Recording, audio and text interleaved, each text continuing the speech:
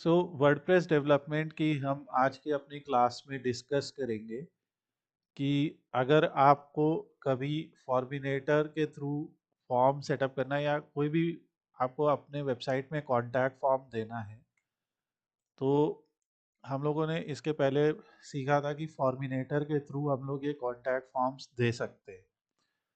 यहाँ पे मान लीजिए हम एक कॉन्टैक्ट पेज बनाते तो न्यू पेज हमने बनाया और इस पेज को हम लोग एक कॉन्टैक्ट अस पेज नाम दे देते हैं। कॉन्टैक्ट अस पेज हम यहाँ से पब्लिश कर सकते हैं और पब्लिश करने के बाद अगर हम इसको सीधे एडिट विद एलिमेंटर पे करते हैं तो हम यहाँ पे कुछ सिंपल, अब यहाँ पे जैसे हमारे पास बहुत सारे सेक्शंस होते हैं तो अगर आपने स्टार्टर टेम्पलेट इंस्टॉल कर रखा है तो आप स्टार्टर टेम्पलेट से भी ले आ सकते हैं। अगर आपने एलिमेंटर बेसिक इंस्टॉल कर रखा है तो यहाँ पे एलिमेंटर में भी कुछ फ्री सेक्शंस आपको मिल सकते हैं। सारे पेड नहीं होते पर वो हम लोग बाद में करेंगे। तो हम यहाँ पे मान लेते दो सेक्शन बना देते, ये 50-50 वाला। इसमें एक साइड हम कोई इमेज यूज़ कर लेंगे और एक साइड अपना फॉर्म। तो अब जैसे एक साइड इमेज यूज़ करने के लिए हम यहाँ से मान लो इमेज को ले आते हैं और जो भी इमेज हमको पसंद है वो हम यूज़ कर सकते हैं। मान लीजिए ये इमेज अभी हम यूज़ कर लेते हैं। जब भी कोई इमेज यूज़ कर रहे हैं तो हमेशा ऑल टेक्स्ट लिखना ज़रूरी है। तो ये हो गया हमारा ये, और यहाँ पे हम एक फॉर्म दिखाएंगे। अभी हम इसे पब्लिश कर देते हैं। ये हमारे प्लगइन सेक्शन है। प्लगइन सेक्शन में हमने फॉर्मिनेटर को इंस्टॉल किया है। फॉर्मिनेटर में अभी हमारे पास कोई भी फॉर्म नहीं है। यहाँ से हम क्रिएट करते हैं तो सबसे पहले फॉर्मिनेटर हम लोगों को डिफरेंट टाइप के फॉर्म्स के टेम्पलेट दिखाता है, जैसे newsletter sign up, registration, login form, contact form.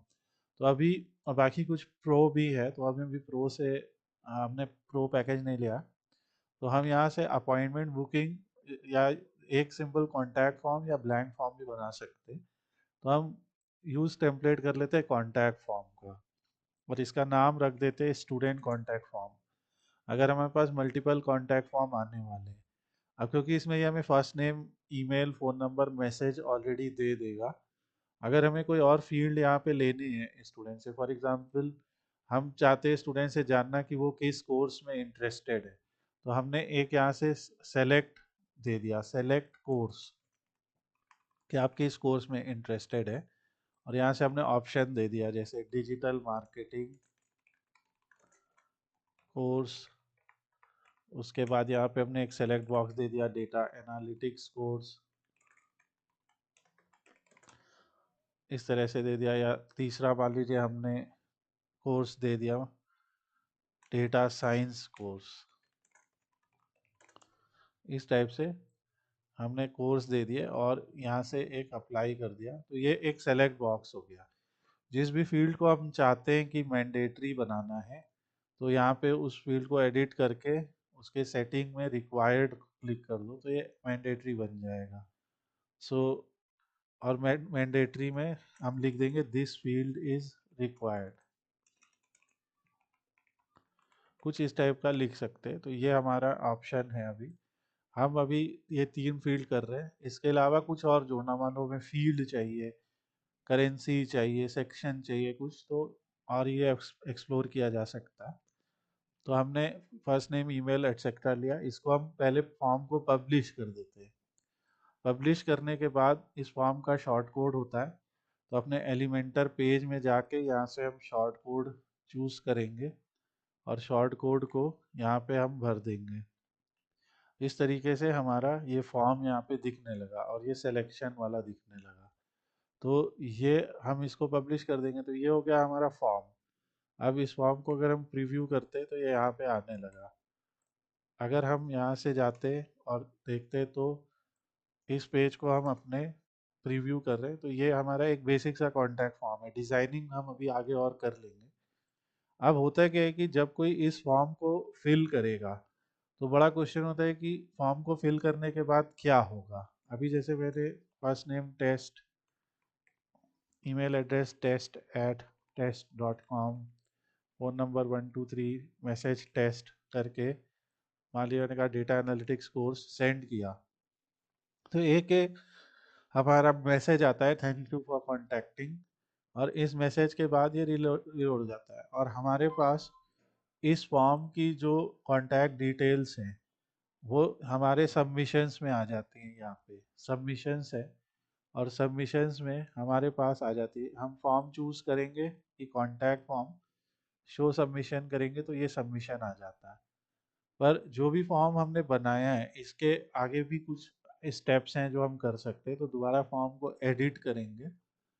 Edit करने के बाद यहाँ पे हमारे पास एक तो अपीयरेंस है, अगर डिज़ाइन चेंज करनी है तो इसमें अलग अलग टाइप के स्टाइल है, ये स्टाइल या मिनिमम स्टाइल, जो भी चूज़ करनी है वो स्टाइल ले सकते हैं।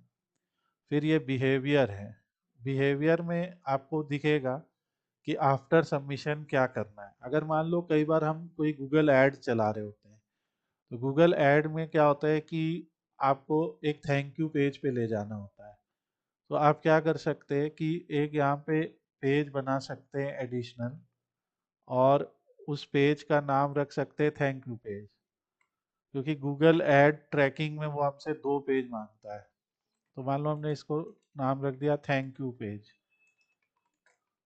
और थैंक यू पेज को हमने सिंपली किया कि thank you for submitting the inquiry, someone from our team will connect with you. ऐसे करके ये हमने एक एम्प्टी थैंक यू पेज बना दिया। डिज़ाइन इसको भी हम कर सकते हैं। तो इस थैंक यू पेज का भी एक यूआरएल आ गया हमारे पास। तो एक स्टेप आफ्टर सबमिशन हम क्या कर सकते हैं, ये डिफ़ॉल्ट बिहेवियर है कि इनलाइन मैसेज दिखाओ, जो वहाँ पे दिखा। तो हम इसको एडिट बिहेवियर कर सकते हैं, और इस मैसेज की जगह हम कह सकते हैं रीडायरेक्ट, और रीडायरेक्ट कहाँ कर दो, थैंक यू पेज पे। तो इस तरीके से हमारा गूगल एड्स का फनल बन जाता है। गूगल ऐड आपको फनल के समय कहता है कि आपको 2 टैग देता है, 2 अलग अलग टैग्स देता है। एक कहता है कि ये आप अपने बिगिन ऑफ द फनल पे लगाइए, और एक एंड ऑफ द फनल पे। और ये कह रहे हैं कि ये रीडायरेक्ट अगले टैब में करो या उसी टैब में करो, तो हम उसी टैब में कर देते हैं। और अभी हम इस बिहेवियर को दिखाते हैं। तो ये एक बिहेवियर हमने चेंज किया, फॉर्म को अपडेट किया। अब मान लीजिए हम फिर से अपने कॉन्टैक्ट फॉर्म को फिल करेंगे। यहाँ पे हमने test2 लिखा, और लिखा test2@test.com, 1 2 3 4 किया, टेस्ट किया। तो ये अब इसके बाद हम जब सेंड मैसेज करेंगे तो ये देखिए ये थैंक यू पेज पे आ गया। ठीक है। सो ये थैंक यू पेज पे ले जाने के लिए ये पहला बिहेवियर आप सेटअप कर सकते हैं। फिर ऐसा है कि आप एक बिहेवियर नहीं, मल्टीपल बिहेवियर भी सेटअप कर सकते हैं। इसमें और भी बहुत सारे ऑप्शंस हैं हमारे पास, जैसे इनेबल सेव एंड कंटिन्यू, कि यूज़र फॉर्म को सेव कर ले, सेव करने के बाद उसको बाद में कंटिन्यू कर ले, सेव एज ड्राफ्ट कर सकता है। ये सब हम लोग के लिए अभी इम्पोर्टेंट नहीं है। तो जो बिहेवियर हम सीख रहे हैं वो ये है कि ऐड बिहेवियर किया, और एक तो हमने इनलाइन मैसेज किया। हम यहाँ कंडीशनल चीज़ें भी लगा सकते हैं, तो वो अलग चीज़ है। फिर इसके बाद ये एक आता है पीडीएफ, ये अभी हम फ्री में ले नहीं सकते। ईमेल नोटिफिकेशन, तो जब भी हम कोई वेबसाइट बनाते हैं, जब भी, तो उसकी सेटिंग में आप जाएंगे, जनरल सेटिंग में। सो आप देखेंगे वहाँ पे जनरल और रीडिंग सेटिंग में आपके पास सेटिंग्स होती है। तो जैसे हम जनरल और रीडिंग सेटिंग में जाते हैं, तो यहाँ पे हमारी एडमिन ईमेल लिखी होती है। तो बाय डिफ़ॉल्ट ये सारे नोटिफिकेशंस एडमिन के ईमेल को जाते हैं। तो जो भी फॉर्म आप बना रहे हैं उसमें आप क्या कर सकते हैं कि जैसे ये एडमिन ईमेल जा रही है, अगर मान लो कि हम किसी क्लाइंट के लिए बना रहे हैं, तो हम यहाँ पे एक और ईमेल नोटिफिकेशन लिख सकते हैं। यहाँ सब्जेक्ट लिख सकते हैं कि a new form has been submitted, और यहाँ पे आप बॉडी में लिख सकते हैं फॉर्म सबमिशन डिटेल्स। और ऐसे करके कुछ भी करके यहाँ से आप इस पर्टिकुलर फील्ड को ऐड कर सकते हैं और यहाँ से आप बता सकते हैं कि इसके रेसिपिएंट कौन होंगे। इसमें एडवांस में from name, from email, CC email, BCC email या कंडीशन की, अगर पहला नाम नल है तो उसके लिए क्या वैल्यू लिखे। तो अभी इतना हम डिटेल में नहीं जा रहे, पर यहाँ से आप कंट्रोल कर सकते हैं कि जो भी ईमेल सेंड होगी वो किसको जाएगी। ये ऑल फील्ड्स नाम का एक वेरिएबल है और साइट यूआरएल नाम का वेरिएबल है, ये ऑलरेडी यहाँ पे कॉन्फ़िगर्ड है।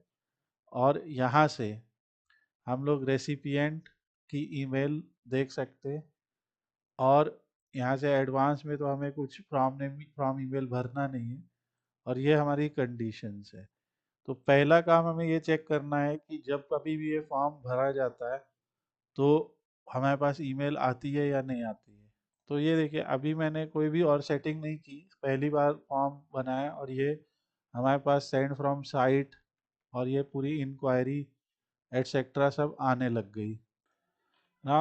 ये जो हमारी फॉर्मिनेटर की सेटिंग है, इसमें एक और चीज़ मेक श्योर कर लीजिए, जनरल टैब में ये जो फ्रॉम हेडर्स करके है ना, जो ईमेल जाएगी वो आपकी प्रॉपरली यहाँ पे भरी हो और जिस डोमेन पे हमारी साइट है मेक श्योर कि वही डोमेन का कोई ईमेल यहाँ पे लिखा हो, जैसे हमने यहाँ नो रिप्लाई करके लिखा है। और ये आपको ध्यान देना है। इसके अलावा अगर ये फॉर्म आपका नहीं जा रहा है, किसी कारण से सेंड नहीं हो रहा है, तो आपको एक और WP-SMTP नाम की प्लगइन को इंस्टॉल करना पड़ेगा। यहाँ से ऐड न्यू प्लगइन कीजिए। बेसिकली आपको कोई SMTP प्लगइन चाहिए होगी, तो हम जैसे WP-SMTP यहाँ पे ऐड कर रहे हैं। ये WP मेल SMTP प्लगइन है।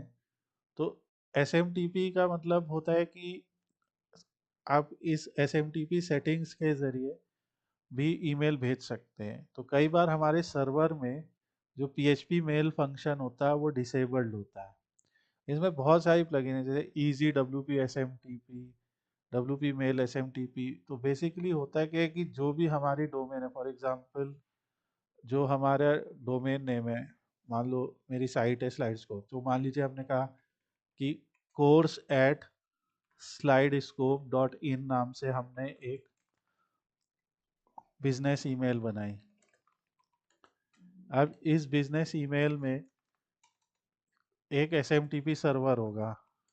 ये हमारा SMTP सर्वर हो सकता है कुछ ऐसा मेल डॉट, और हमारी जो डोमेन है वो, तो ये हमारा होस्टिंग प्रोवाइडर हमें बताता है SMTP सर्वर क्या है। इसका यूज़र नेम जो होता है वो यही होता है जो हमारी बिजनेस ईमेल है, और इसका पासवर्ड जो होता है वो पासवर्ड होता है जो ये ईमेल, बिजनेस ईमेल बनाते समय हमने इसका पासवर्ड बनाया। और SMTP का पोर्ट होता है, पोर्ट या तो 567 होता है या 465। इतनी सेटिंग हमें याद रखनी है।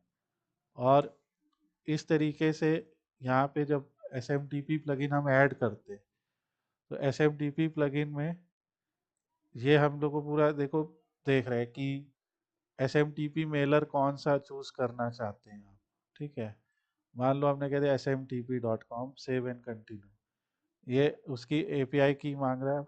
हम कहते हैं कि हमको जो SMTP मेलर चाहिए वो चाहिए अदर। अगर आपके पास इसमें से कोई है तो अब हम अदर जैसे करेंगे तो देखो होस्ट जो पूछ रहा है, होस्ट में हम मेल डॉट अपना डोमेन, और ये बेसिकली ये सेटिंग हमें होस्टिंग प्रोवाइडर से मिलती है, setting provided by hosting provider. अब जैसे मान लो हमारी वेबसाइट जो है वो किसी होस्ट गेटर पे इंस्टॉल्ड है तो ये अलग होगी, होस्टिंजर पे इंस्टॉल्ड है ये अलग होगी, गोडैडी पे इंस्टॉल्ड है ये अलग होगी।